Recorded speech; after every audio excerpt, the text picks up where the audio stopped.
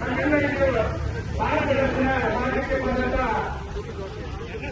ಶ್ರೀ ಮಟ್ಟಿಕಟ್ಟಿ ಸಾಹೇಬ್ರೆ ಹಾಗೂ ಹೊರಟ್ಟಿ ಸಾಹೇಬ್ರೆ, ಈ ಹೋರಾಟಕ್ಕೆ ಬೆಂಬಲವಾಗಿದ್ದು ಪಕ್ಷಾತೀತವಾಗಿ ಹಾಗೂ ವಿವಿಧ ಸಂಘಟನೆಗಳಿಂದ ಬಂದಂತ ಎಲ್ಲ ಮಹನೀಯರಿಗೆ ಮೊದಲನೇದಾಗಿ ತುಂಬ ಹೃದಯದ ಧನ್ಯವಾದಗಳನ್ನು ಹೇಳಲಿಕ್ಕೆ ಬಯಸುತ್ತೇನೆ. ಬಂಧುಗಳೇ, ಪ್ರತ್ಯೇಕ ಮಹಾನಗರ ಪಾಲಿಕೆ ಹೋರಾಟ ಇಂದು ನಿನ್ನೆಯದಲ್ಲ. ಯಾಕಂದ್ರೆ ನಾವು ಇದರ ವಿನ್ಯಾಸವನ್ನ ನೆನಪು ಮಾಡಿಕೊಳ್ಳುವಂತ ಕೆಲಸವನ್ನು ಕೂಡ ನಾವು ಮಾಡಬೇಕು. ಒಂದು ಹೋರಾಟ ಅಂತಿಮ ಹಂತಕ್ಕೆ ಬರಬೇಕಾದ್ರೆ ಸಾಕಷ್ಟು ಮಹನೀಯರಿರ್ಬೋದು, ಸಾಕಷ್ಟು ಹೋರಾಟಗಾರರಿರ್ಬೋದು, ವಿವಿಧ ಸಂಘಟನೆಗಳಿರ್ಬೋದು, ಧಾರವಾಡ ಜನರಿರ್ಬೋದು, ಎಲ್ಲ ಮಹಿಳಾ ವರ್ಗ ಇರ್ಬೋದು, ಇವೆಲ್ಲರ ಸಹಕಾರದಿಂದ ಸುಮಾರು ದಶಕಗಳ ಹೋರಾಟ ಇವತ್ತು ಒಂದು ಹಂತಕ್ಕೆ ಬಂದ ನಿಂತಿಲ್ಲ ಅಂತ ಹೇಳಲಿಕ್ಕೆ ನಾನು ಕಣ್ಣೆ ಆಗ್ತದೆ. ಯಾಕಂದ್ರೆ ಒಂದು ಹುಬ್ಬಳ್ಳಿ ಧಾರವಾಡ ಮಹಾನಗರ ಪಾಲಿಕೆಯಲ್ಲಿ ಧಾರವಾಡಕ್ಕೆ ಮೊದಲಿನಿಂದಲೂ ಅನ್ಯಾಯ ಆಗ್ತಾ ಬಂದಿದೆ. ಧಾರವಾಡ ಜನತೆ ಮುಖ್ಯರು ವಿದ್ಯಾವಂತರು ಇದ್ರೂ ಕೂಡ ಯಾರೋ ಧ್ವನಿ ಎತ್ತುವಂತ ಕೆಲಸಕ್ಕೆ ಕೈ ಹಾಕೇನಿಲ್ಲ. ಅವಾಗ ಎಲ್ಲ ಹಿರಿಯರು ಸೇರಿ ಈ ಹೋರಾಟವನ್ನು ಮಾಡಬೇಕು. ಧಾರವಾಡ ಪ್ರತ್ಯೇಕ ಮಹಾನಗರ ಪಾಲಿಕೆಯನ್ನು ಮಾಡೇ ತೀರಬೇಕನ್ನೋ ಒಂದು ದೃಢ ನಿರ್ಧಾರದಲ್ಲಿ ಈ ಹೋರಾಟಕ್ಕೆ ಕೈ ಹಾಕ್ತಾರೆ. ಅದ ಈ ಹೋರಾಟದಲ್ಲಿ ಯಾರು ಸಹಾಯ ಮಾಡಿದ್ರು ಅನ್ನೋದನ್ನ ನೆನೆಸಿಕೊಂಡಿಲ್ಲ ಅಂದ್ರೆ ನಾವು ಕೃತಜ್ಞ ಆಗ್ತೇವೆ. ಹೋರಾಟಗಾರರು ನಿರಂತರ ಪ್ರಯತ್ನ ಛಲದಿಂದ ಹೋರಾಟವನ್ನು ಒಂದು ಅಂತಿಮ ಹಂತಕ್ಕೆ ತೆಗೆದುಕೊಂಡು ಬಂದಾಗ ನಾವಿಲ್ಲಿ ನೆನೆಸಿಕೊಳ್ಳಬೇಕಾಗಿದ್ದು ಸನ್ಮಾನ್ಯ ವಿನಯ್ ಕುಲಕರ್ಣಿ ಅವರನ್ನ. ಅವರು ಶಾಸಕರಾಗಿದ್ದಾಗ ಇಡೀ ಹಿರಿಯರು ಸೇರಿ ವಿನಯ್ ಕುಲಕರ್ಣಿ ಅವರ ಹತ್ರ ಬರ್ತಾರೆ. ಅವಾಗ ನಾನು ರಾಜಶೇಖರ್ ಕಂಪ್ತಿ ಅವರು ನಮ್ಮ ಎಲ್ಲ ಪಕ್ಷದ ಸಾಮಾನ್ಯರುಗಳು ಎಲ್ಲರೂ ಕೂಡ ಇದ್ದಾಗ ಹಿರಿಯರು ನಮ್ಮ ಜೊತೆ ಮಾತುಕತೆಯನ್ನು ಮಾಡ್ತಾರೆ.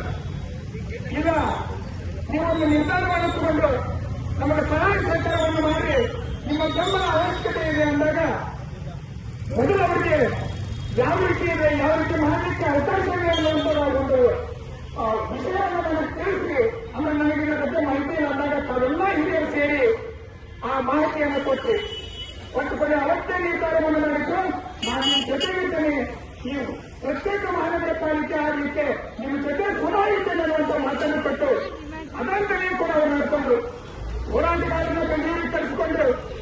ಸುಮಾರು 106 ಜನರನ್ನು ಕರ್ಕೊಂಡು ಹೋಗಿ ಸನ್ಮಾನ್ಯ ಮುಖ್ಯಮಂತ್ರಿಗಳಾದಂತ ಸಿದ್ದರಾಮಯ್ಯನವರನ್ನು ಭೇಟಿ ಮಾಡಿಸಿದ್ರು. ಈಗಿನ ಮಿನಿಸ್ಟರಾದಂತ ಬೈರತಿ ಸುರೇಶ್ ಅವರನ್ನ ಭೇಟಿ ಮಾಡಿಸಿದ್ರು. ಅದೇ ರೀತಿ ನಮ್ಮ ಎಲ್ಲ ಪಕ್ಷದ ನಾಯಕರಿರ್ಬೋದು, ಶಾಸಕರಿರ್ಬೋದು, ನಮ್ಮ ಉಸ್ತುವಾರಿ ಸಚಿವರಾದಂತಹ ಸಂತೋಷ್ ಲಾಡ್ ಇರ್ಬೋದು, ಎಲ್ಲರೂ ಸೇರಿಕೊಂಡು ಅದನ್ನು ನಮ್ಮ ಹಂತಕ್ಕೆ ತರಲಿಕ್ಕೆ ಸ್ವತಃ ಒಬ್ಬ ಸಣ್ಣ ಹುಡುಗನ ಜೊತೆ ಹಿರಿಯರ ಜೊತೆ ಬೆನ್ನು ಹಚ್ಚಿ ಅಧಿವೇಶನದಲ್ಲಿ ಅದನ್ನು ಪಾಸ್ ಮಾಡೋದ್ರಿಂದ ಹಿಡಿದು ರಾಜ್ಯಪಾಲರ ಅಂಕಿತಕ್ಕೆ ಹೋಗುವವರಿಗೆ ಸನ್ಮಾನ್ಯ ವಿನಯ್ ಕುಲಕರ್ಣಿ ಅವರು ಈ ಕೆಲಸವನ್ನು ಮಾಡಿದರು. ಅವರಿಗೆ ಈ ವೇದಿಕೆ ಮುಖಾಂತರ ನಾನು ತುಂಬ ಹೃದಯದ ಧನ್ಯವಾದಗಳನ್ನು ಅರ್ಪಿಸಲಿಕ್ಕೆ ಬರ್ತೇನೆ. ಇಷ್ಟೆಲ್ಲ ಆದ್ಮೇಲೆ ಬಿಜೆಪಿಯವರ ವಿರೋಧ ಯಾಕೆ? ಯಾಕಂದ್ರೆ ಸಾಮಾನ್ಯ ಜನತೆಗೆ ನಾವು ಭೋಗವಾಗಿ ಮಾತಾಡೋದಕ್ಕೆ ನಮ್ಮ ಜನತೆಗೆ ಗೊತ್ತಾಗೋದಿಲ್ಲ ಹೋರಾಟ ಏನು, ಯಾರು ಇದಕ್ಕೆ ಕೈ ಜೋಡಿಸಿದ್ರು, ಯಾರು ಇದಕ್ಕೆ ವಿರೋಧ ಮಾಡ್ತಾ ಇದ್ದಾರೆ ಎಂಬುದನ್ನ ನಾವು ಜನರಿಗೆ ತಿಳಿಸಬೇಕಾಗ್ತದೆ. ಇದು ನಮ್ಮ ಕರ್ತವ್ಯ ಕೂಡ ಅನ್ನುವಂಥ ಭಾವನೆಯಿಂದ ನಾನು ಇದು ಹೇಳಲಿಕ್ಕೆ ಬಯಸ್ತೇನೆ.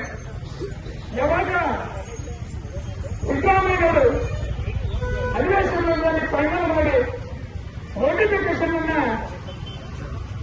ಬಿಡುಗಡೆ ಮಾಡ್ತಾ ನೋಟಿಫಿಕೇಶನ್ ನೀಡ್ತಾರೆ, ಅವಾಗ ನಮ್ಮ ಕೇಂದ್ರ ಸಚಿವರಾದಂಥ ಪ್ರಹ್ಲಾದ್ ಜೋಶಿ ಅವರು ಹಾಗೂ ನಮ್ಮ ಧಾರವಾಡ 74 ಕ್ಷೇತ್ರದ ಶಾಸಕರಾದಂಥ ಅರವಿಂದ್ ಕಲ್ಲದವರು ಇಡೀ ಧಾರವಾಡದ ಗಲ್ಲಿಗಳಲ್ಲಿ ಸನ್ನಿಗಳಲ್ಲಿ ಜಾಗವನ್ನು ಹಾಕ್ತಾರೆ. ಮಹಾನಗರ ಪಾಲಿಕೆ ಅಂತಂದ್ರೆ ನಾವು ಅಂತ ತಮ್ಮದನ್ನು ತಾವೇ ತಪ್ಪಿಸಿಕೊಂಡು ಜನತೆಯ ಮುಂದೆ ತಗೊಂಡು ನಾವು ಯಾವಾಗೂ ಕೂಡ ಅವರಿಗೆ ಸ್ವಾಗತ ಮಾಡಿದ್ವಿ. ಆಯ್ತು ಬಾ, ಯಾರಿಂದ ಆಗಲಿ ಧಾರವಾಡ ಮಹಾನಗರ ಪಾಲಿಕೆ ಆಗಲಿ ಅನ್ನುವಂಥ ಭಾವನೆಯಿಂದ ನಾವೆಲ್ಲರೂ ನಿಂತಿವೆ.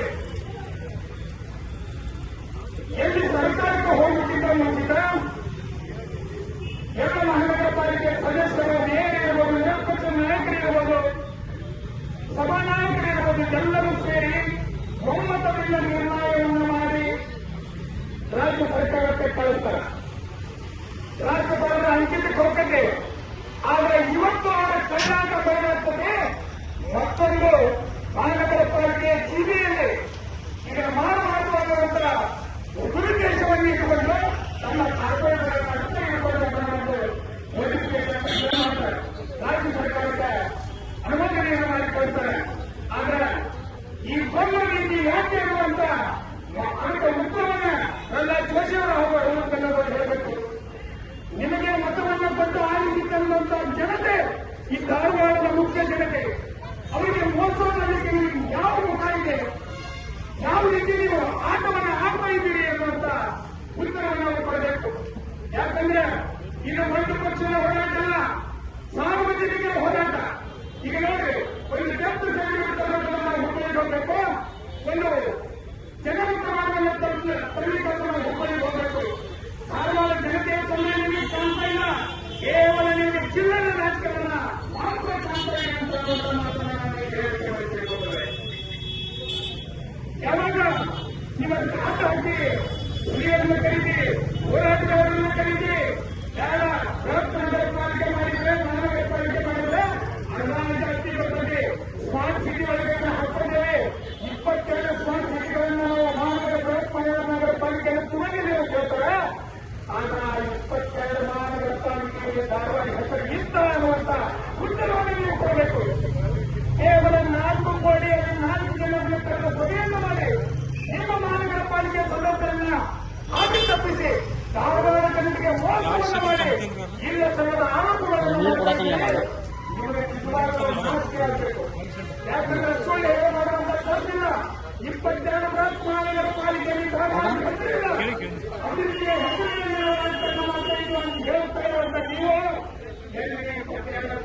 ಪಾಲಿಕೆಯಲ್ಲಿ ಬೃಹತ್ ಮಹಾನಗರ ಪಾಲಿಕೆಯಲ್ಲಿ ಧಾರವಾಡ ಹೆಸರು ಅದನ್ನು ಸ್ಪಷ್ಟಪಡಿಸುವ ಮಾತನ್ನ ನೇರವಾಗಿ ಪ್ರಹ್ಲಾದ್ ಜೋಶಿ ಅವರು ಇದು ಸುಳ್ಳು ಧಾರವಾಡ ಜನತೆಗೆ ದಾರಿ ತಪ್ಪಿಸುವುದನ್ನು ತಿಳಿಯಬೇಕು. ನಿಮಗೆ ನಿಜವಾಗಲೂ ಧಾರವಾಡದ ಬಗ್ಗೆ ಕಳಕಳಿ ಇದೆ, ಧಾರವಾಡದ ಬಗ್ಗೆ ಕಳಕಳಿ ಇದೆ, ಪ್ರತ್ಯೇಕ ಮಹಾನಗರ ಪಾಲಿಕೆಯ ಅನುಮೋದನೆಯನ್ನು ರಾಜ್ಯಪಾಲರ ಸೈಟ್ ಇದೆ, ಅದನ್ನು ಮಾಡಿಕೊಳ್ಳಬೇಕು. ಹಿಂದೆ ಹೋರಾಟಗಾರರೆಲ್ಲರೂ ಸೇರಿ ರಾಜ್ಯಪಾಲರನ್ನು ಗಟ್ಟಿ ಮಾಡಿದಾಗ ರಾಜ್ಯಪಾಲರು ಹೇಳ್ತಾರೆ, ಆ ಯಾಕೆ ಪ್ರಹ್ಲಾದ್ ಜೋಶಿಟ್ಟು ಕೊಡ್ತಾರೆ ಅಂದ್ರೆ ಅರ್ಥ ಏನು? ಧಾರವಾಡದ ಜನತೆ ಏನು, ಧಾರವಾಡದ ಸಮಸ್ಯೆ ಏನು ಅಂತ ರಾಜ್ಯಪಾಲರಿಗೆ ಗೊತ್ತಿರಲಿಲ್ಲ. ಆದ್ರೆ ಪ್ರಹ್ಲಾದ್ ಜೋಶಿ ಅಭಿವೃದ್ಧಿ ಗೊತ್ತಿದೆ ಎನ್ನುವುದನ್ನ ನಾವು ಅರ್ಥ ಮಾಡ್ಕೋಬೇಕು. ಅಂದ್ರೆ ಚುನಾವಣೆಯಿಂದ ಚುನಾವಣೆ ಈ ಚುನಾವಣೆ ಈ ರೀತಿ ಮಾಡೋದನ್ನ ಬಿಡಬೇಕು. ಆದ್ರೆ ಈ ಹಿಂದಿನ ಹೋರಾಟದಲ್ಲಿ ನಮ್ಮ ಧಾರವಾಡದ ಬಿಜೆಪಿ ಮಹಾನಗರ ಪಾಲಿಕೆ ಸದಸ್ಯರು ಒಂದು ಒಪ್ಪಂದದಿಂದ ಒಂದು ಮಾತನ್ನು ಹೇಳಿದ್ರು, ಅದನ್ನು ನೆನಪಿಸ್ಕೋಬೇಕು. ಯಾಕಂದ್ರೆ ಬಿಜೆಪಿ ಮಹಾನಗರ ಪಾಲಿಕೆ ಸದಸ್ಯರು ನೀವು ಏನು ಮಾಡಿಕೊಂಡಿದ್ರಿ, ಅಕಸ್ಮಾತ್ ಧಾರವಾಡ ಮಹಾನಗರ ಪಾಲಿಕೆ ಆಗೇ ಇದ್ರೆ ನಾವು ರಾಜೀನಾಮೆಯನ್ನು ಕೊಟ್ಟು ಹೋರಾಟಕ್ಕೆ ಬರ್ತೀವಿ ಅಂತ ಹೇಳಿದ್ರಿ. ಈ ಮಾತು ನಿಮಗೆ ನೆನಪಿದೆಯಾ? ಇಲ್ಲ ಅಂದ್ರೆ ಏನು ಮಾಡ್ಕೊಳ್ಳಿ. ಆದ್ರೆ ಅವರಲ್ಲಿ ವಿನಂತಿಯನ್ನು ಮಾಡ್ಕೊಂಡಿರಿ. ಮಹಾನಗರ ಪಾಲಿಕೆ ಸದಸ್ಯರು ಯಾರಿಗೂ ಭಯವಿಲ್ಲ. ಇವತ್ತು ನಮ್ಮ ಫೋನ್ ಮಾಡ್ತಾರೆ, ನಮ್ಮ ಜೊತೆ ಮಾತಾಡ್ತಾರೆ, ನಮಗೂ ಕೂಡ ಸರ್ಕಾರ ಇದೆ ಅಂತಾರೆ. ಆದ್ರೆ ಅವನ್ನೆಲ್ಲ ಧಿಕ್ಕರಿಸಿ ಧಾರವಾಡ ಜನತೆಗೆ ಮೋಸ ಮಾಡಿ ಇವತ್ತು ವೇದಿಕೆ ಮೇಲೆ ತಂದುಕೊಂಡು ಒಂದು ಪ್ರೋತ್ಸಾಹವನ್ನು ನೀಡಿ ಅಂತ ಅವರನ್ನು ಕೇಳ್ಕೊತೇನೆ. ಯಾಕಂದ್ರೆ ಧಾರವಾಡದ ಮಹಾನಗರ ಪಾಲಿಕೆ ಬಿಜೆಪಿ ಸದಸ್ಯರಿಗೆ ಒಂದು ಮಾತನ್ನು ಹೇಳಲಿಕ್ಕೆ ಬಯಸ್ತೇನೆ. ನೀವು ಇವತ್ತು ಮಹಾನಗರ ಪಾಲಿಕೆ ಸದಸ್ಯರಾಗಿ ಆರಿಸಿಕೊಳ್ಳಿ ಅಂದ್ರೆ ಅದು ಯಾವುದೋ ಪ್ರಹ್ಲಾದ್ ಜೋಶಿ ಅವರು ಬೆಲ್ಲದವರ ಆಶೀರ್ವಾದದಿಂದ ಅಲ್ಲ, ಧಾರವಾಡ ಜನತೆಯ ಮತದಿಂದ ಆರಿಸಿಕೊಂಡಿದ್ದೀರಿ. ಅವರಿಗೆ ನೀವು ಮೋಸವನ್ನ ಮಾಡ್ತಾರೆ. ನೀವು ಮೋಸ ಮಾಡುವಂತಂದ್ರೆ ಇದೇ ವೇದಿಕೆ ಇನ್ನು ಜಿಲ್ಲಾಡಳಿತ ವೇದಿಕೆ, ಮಹಾನಗರ ಪಾಲಿಕೆ ಹಲವು ಸಾರ್ವಜನಿಕ ವೇದಿಕೆ ಇರ್ತದೆ. ನೀವು ಬಂದು ವೇದಿಕೆಗೆ